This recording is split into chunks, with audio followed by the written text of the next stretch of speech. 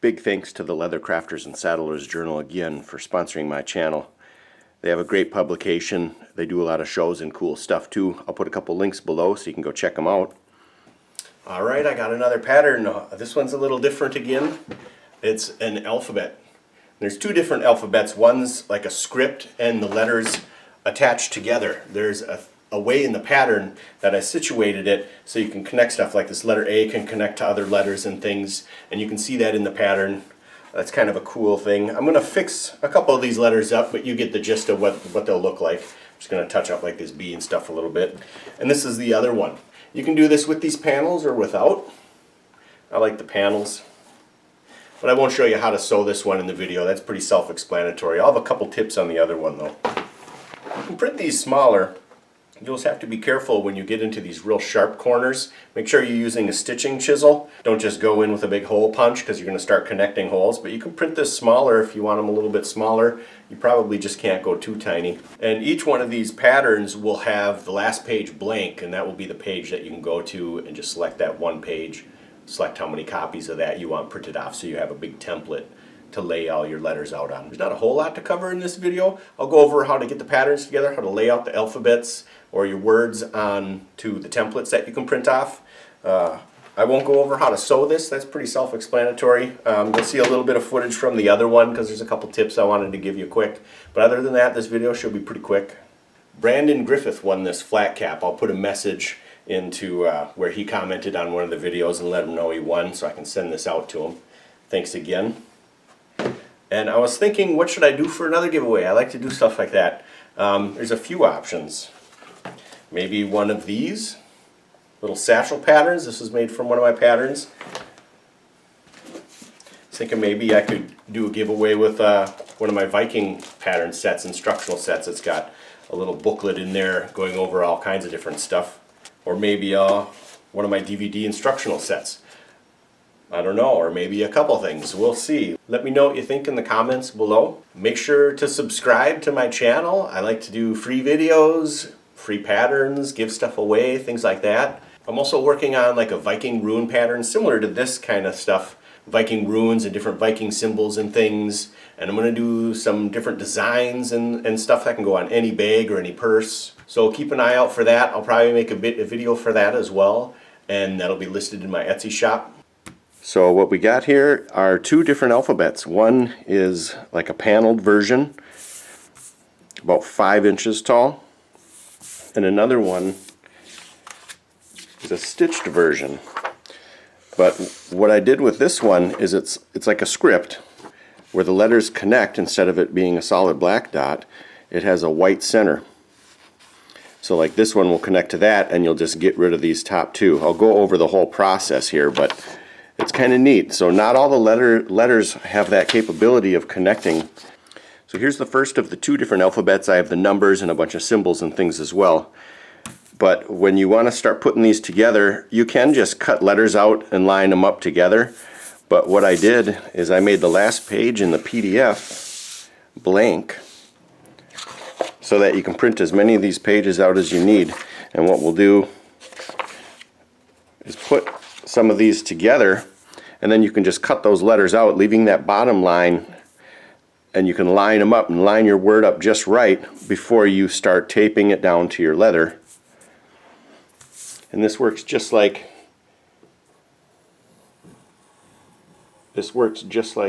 a standard pattern would, where you're cutting along these dotted lines and just fitting it together.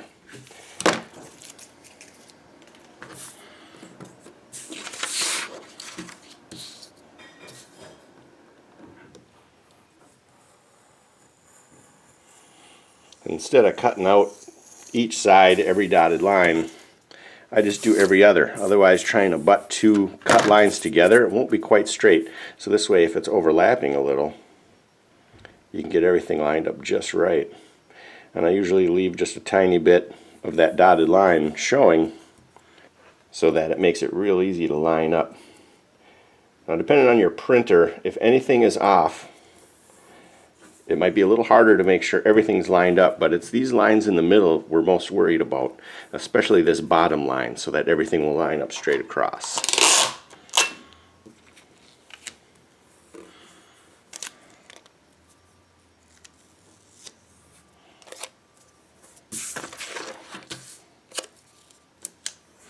I do like to put a piece of tape on the back side also, because after a couple layers are taped on here, we want everything to stay as straight as possible when we put it down on the leather.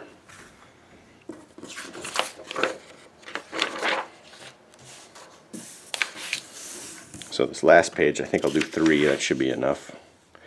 So this last page I'm not cutting either side off.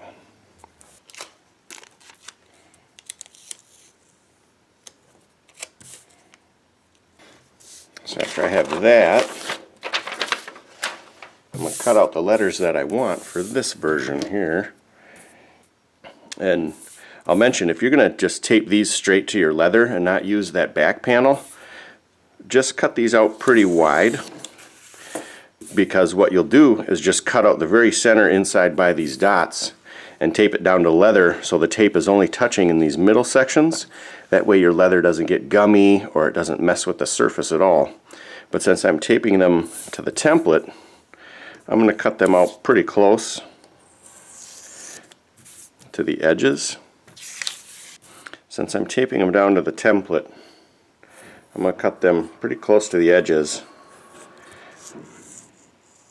Make sure I have a lot of space for that tape to get these to stick together. So it helps to cut a couple pieces out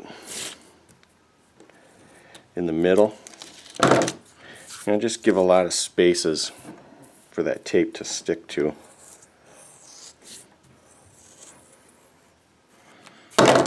So something like that. So then I can tape it to this template.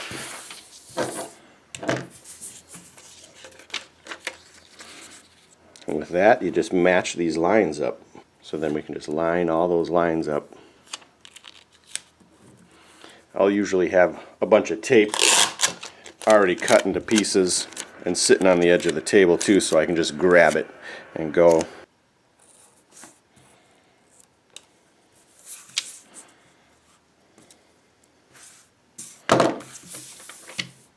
When I'm lining a bunch of stuff up like this, I do this in upholstery too, is there's all these cut lines and different stuff going on. I'll squint my eyes a little bit to blur things, and then I can really see the spaces, and instead of all the different cut lines and stuff, so then I can kind of have a better idea. And while you're taping stuff down, just make sure everything's real flat. So another way you could potentially do these is, instead of using those pieces underneath that back template, is you can cut close to one, and then if you have a bunch of extra on one page, just line it up with that page. Line it up with that other page. But if you're going to do it that way, I suggest grabbing a big square or something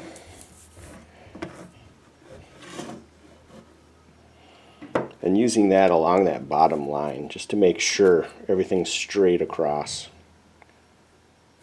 Alright, now I'm going to get ready to tape this down to the piece of leather. So this is the template just for the holes on the piece of leather we're going to be sewing the letters to. So what I'm going to do, so I'm going to cut some of this off, but not real close.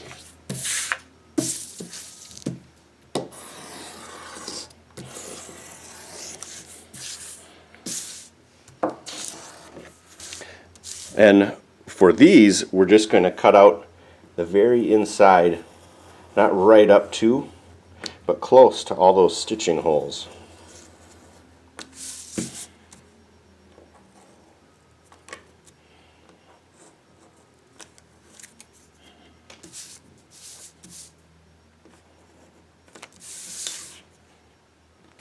That way we can tape this down to the leather where we want this word or whatnot across, and it's only going to leave tape where the panels are going to cover it up anyways.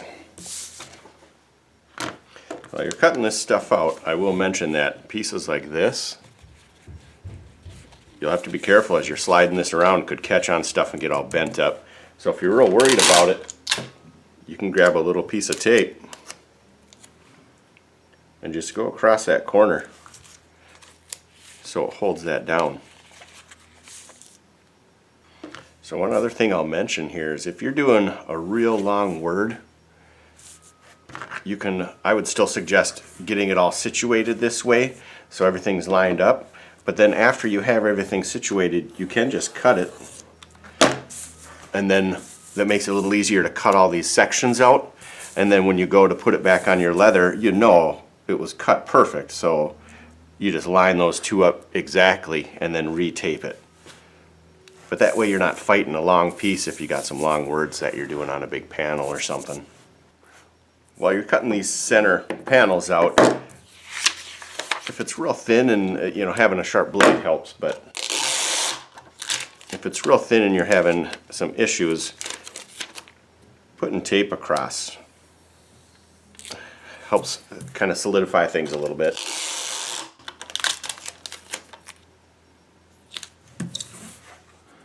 Alright, now that I have everything lined up, and like I said before, I did this in one strip, and then I just cut that apart to make it easier to cut all the sections out and do that stuff. I'm going to line these all up on this panel I cut out. One other thing I did is I cut the bottoms off right along that guideline along the bottom edge there, so I can line my square up. So I'll position kind of the height I want it, and then I'll bring the square on there. You can butt those right up to the square. The other thing too is if you cut that bottom line off, you can just eyeball that if you want it to follow an edge or whatnot, or make a couple measurements as you're going to line everything up. But I like to line the entire strip on there, and I'll tape these panels that I cut apart together first.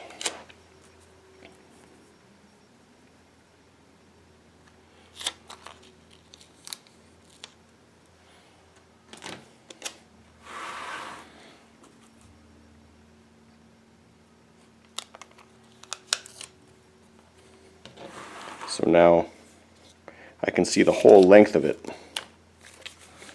and make sure it's following that bottom edge just right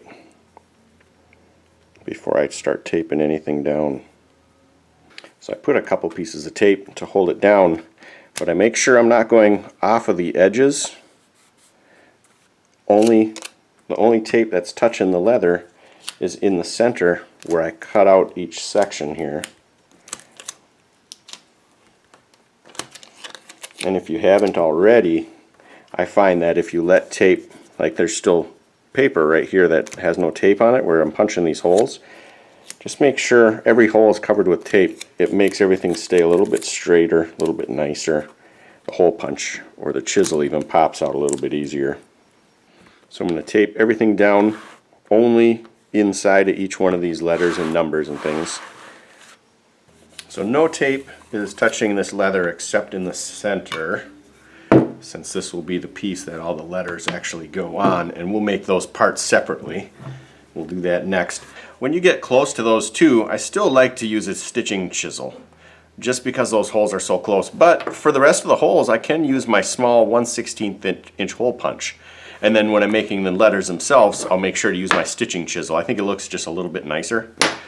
But as long as I'm not doing those holes that are real close together, a hole punch works just fine, because then it just gives you a little bit more play when you're sewing the panels on.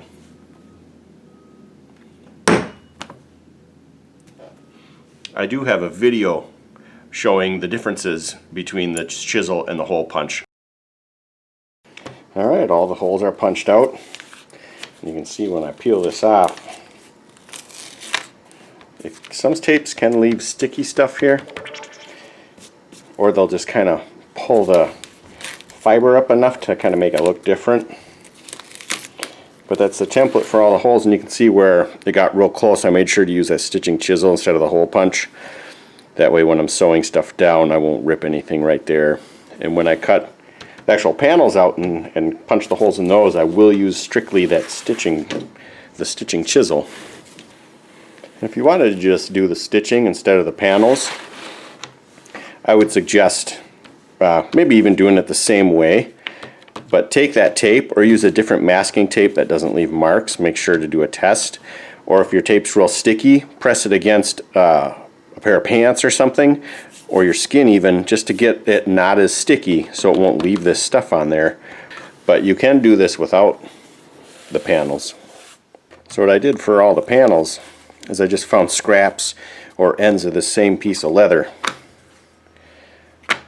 And if you have a real small piece and you're really trying to use every little bit of leather you have, you can cut these parts separate from like the letter A. You can make two separate parts and fit them in however. Just maybe mark them, make sure you know which parts go to which letter. Or if you print something off, you can always puzzle them in and figure out where they go and then put them on there. But most, if not all, should have markings on each part. So even like this part here, it's got a mark on there so you know where it goes, what side is up. Alright, so for the panel pieces, instead of using the hole punch, I'm going to use a stitching chisel. It really comes in handy when doing things like this letter A, because it gets real tight right there. And if you use a hole punch and you're not careful, you could get them holes to connect. Although it is possible, I just prefer using the stitching chisel.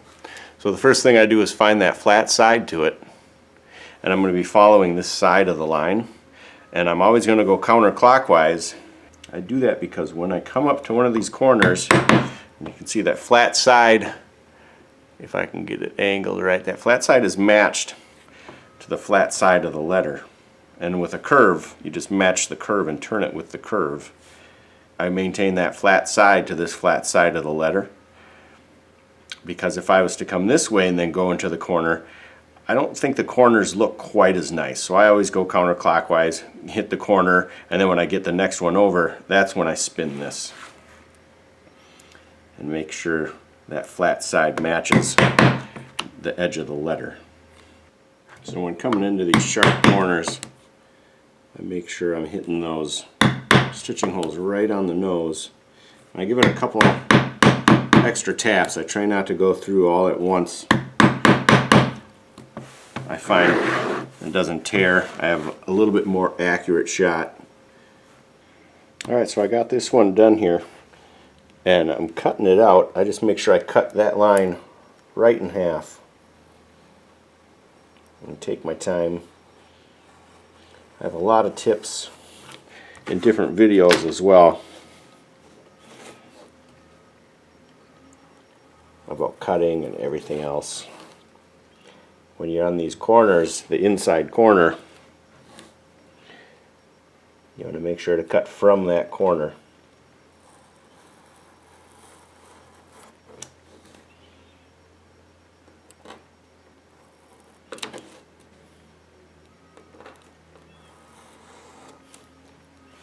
If it's sticking, come back to it again.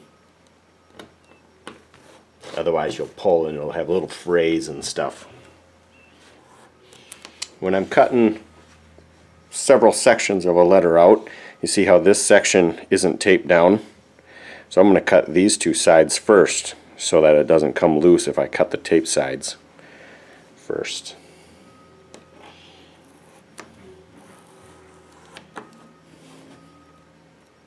Make sure I'm holding it down flat.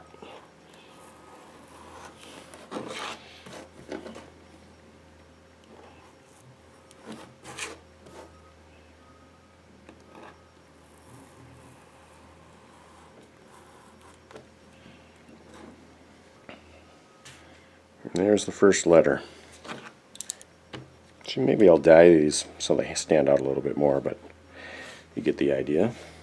I will mention too, one other thing that helps when using this stitching chisel, instead of just saying, okay, I'm going to hit it right in that hole, you could be off and all around that hole. So what I like to do is think, when I place it down, I want to see the same amount. So right now I'm seeing like half of that circle. So I place that down, I see half of that circle I want to try to see that exact amount every time I place that down. Like that would have been fine and close. But if I think, alright, I'm going to see just half of that circle the same every time, it helps keep my stitches even straighter. And these curves, remember, don't just keep going straight. Keep in mind exactly how that line curve is behind there and tip this tool accordingly. So it slowly turns with the letter itself. Everybody has their own way, but what I do when I'm punching these holes, instead of just pulling this straight out at this point, I lift it up, it lifts the leather up, and I place it down, and then I can just press on it and it pops out because I'm pressing the leather down. It comes out a little bit easier instead of just trying to pull it straight out of the board and the leather. Like that. I mean, it's not a big deal. Just the way I do it. I'd like to point out too, while you're cutting these out, see how this is the bottom of this? Now, a lot of times you'll probably be alright, but there are certain letters like the C and maybe even this one. Just to be safe, I would suggest marking the top.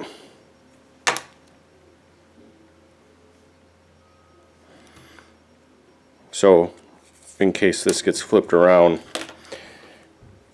or if it's the C or another letter, you always know. And I like to just set them aside in the order that they're going to be in, all the parts too, so as I'm sewing I can just grab them and go. So here's another example. Since these two parts may be pretty close, but they may be different, so what I would suggest doing, and with any other letter that you're questioning, is maybe just go like that. You know which one's the top, or as you cut them out, like I showed before, write a little T or something so you know which one is which, because if you mix them up they may not fit quite right. Alright, so now I'm going to go over this alphabet, and you'll see a lot of the letters have one of these black dots that has a white center. That means it can connect to another letter if there's a white center on this side of it. So these two could connect for like a script, and this one can connect to another one. But there are several letters that won't have that. So like the back of the B will connect to something, but it's not connecting to anything else, and there's going to be a few letters like that. And there's two ways you can lay these out. You can print that page off at the end of the PDF. You just select that single page, print that page as many times as you want, for as long as you need. And you can lay words and stuff out. You can cut each letter out. I'm going to show you how to do that with a word first, and then I'm going to tape them together just separately. Okay, I cut all my letters out for a word here, and since first I take a look to see which ones are going to connect to another one, and this one's going to connect to the L. So first thing, you don't want those last two dots on there. You just want that dot with the white center. Now I'll actually cut it right in half. And sometimes take that extra off on that side so you can see the dots from this one. And I'll lay it out first before I tape anything down. This one won't attach to the P, but I'm going to get rid of some of this excess so we don't have a bunch of overlapping stuff. And that one's going to line up right to that one, so then it's like a cursive script. We'll link the letters together. This P won't attach to anything.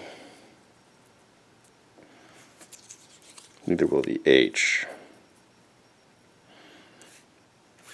But this A is going to attach to the B. So again, cut that right in half, and then get rid of the excess underneath.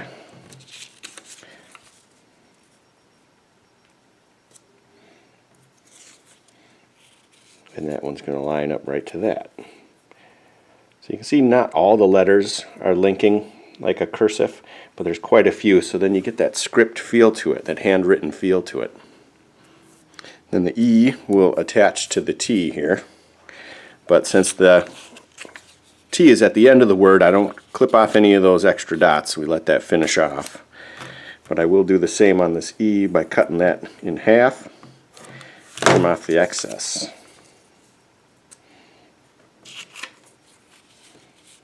And then that will line up right with the T and link with that. So I'll straighten these all out, space them out how I want them, and then tape this down. And then I'll probably do just the ABC like I did before with the other one. I'll show how I tape that to leather. And with these, you got to be a little more careful because there are no places where tape's not going to show. This is just a sewn alphabet. What I usually like to use is like a masking tape or something like that, and maybe even put it on a shirt or a pair of pants or some fabric so that it's not as sticky, but it is just enough to hold everything down. So what I like to do is tape the ones that are connected together first, and I'll do that by lining it up on one of these guide sheets and hold that one down while I line this one up right on that dot, and then line it up with that guideline. And once it's all lined up, I'll just tape these two letters together and don't press the tape down on the background. Now I can move the letters that are taped together and the letters that are separate until I find a good spacing. Alright, I got these taped down. I didn't do the edges yet, but I wanted to point out that this is sitting on another piece, and if you don't cut real close to those stitch lines, then when you cut this out here for the next step, you'll see how stuff can kind of try to fall apart on you. So I like to go across all the letters so I know all these letters are going to be held together straight across here before I cut any of this stuff out. And before I tape this to the leather where I want this word, I cut it out pretty close to the size I want it. Especially along this bottom edge. I try to cut that close to this bottom edge, maintaining the same distance all the way across. Makes it easier to line it up straight. You can always grab a square or something too and set it on there to make sure it's squared off. Just helps to get closer to the marked stitches. That way when you tape it down, it holds it closer to those stitch lines.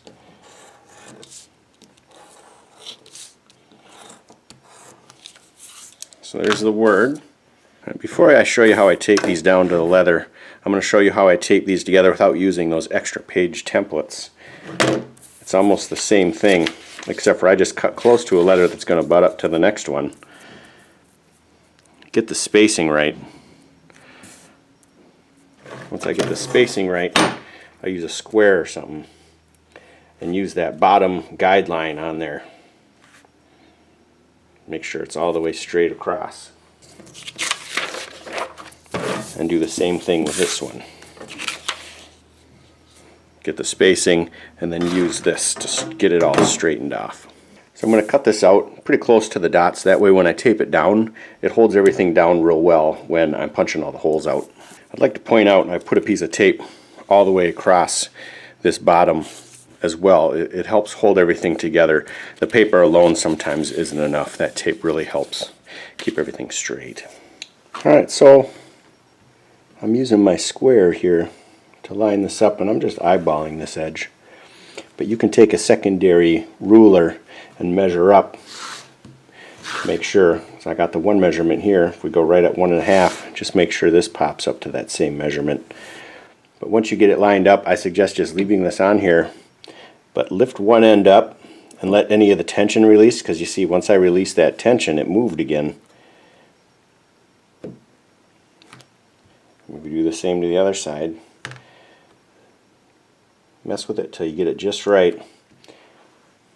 And then I'm using a masking tape. What I'm going to do is use an old shirt or something. Even your hand works.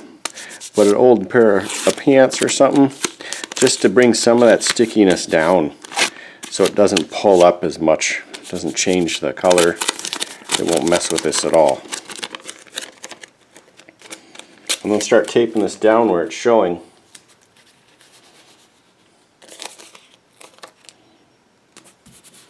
Now I'm not just wrenching that tape down on there either. I'm pushing it down to make sure it's sticking. Other thing that's can be a good idea, if you don't want to have to pick at it, usually the paper is enough, but if you want to fold a corner over, you can.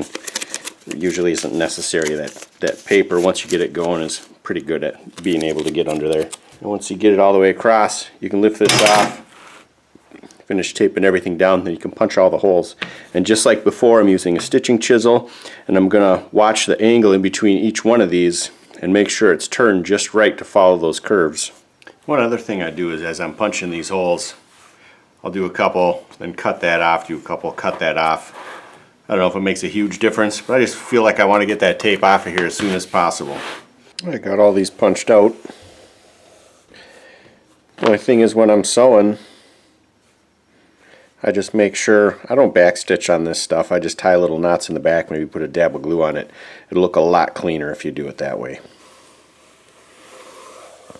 I do try to get a lot of advice in my videos, so if you want to get more advice, I suggest watching some of my other ones. Even if you don't have the patterns that they cover, I do have a lot of advice. With this, the main thing is when you come up through the bottom, I always come up through the bottom first, and you can see that each hole has an angle to it.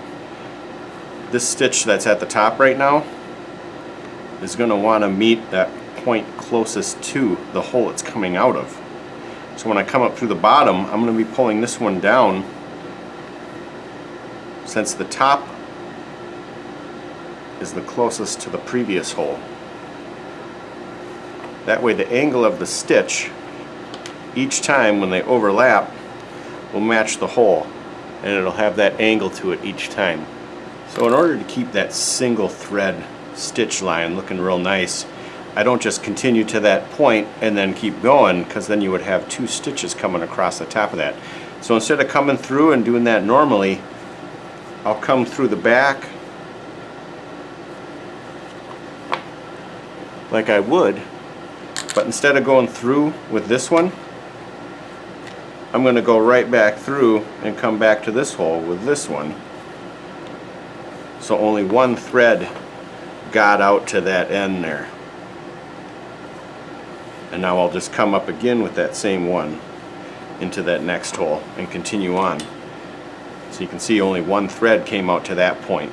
Otherwise, if this one would have went through, then we're doubling it up and it'll look a little weird. I mean, I'm sure it's not a huge deal, but I just like to do it so it's just a single thread, make it look a little bit cleaner.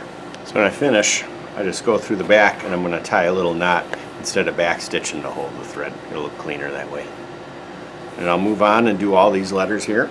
And you can see the ends, just on the ends, where it's a little bit bigger because of the hole. I don't mind that. But if you want them smaller, you can punch just a very small hole with your stitching awl, and then just go through it one time with your needle if you want those holes just a little bit smaller.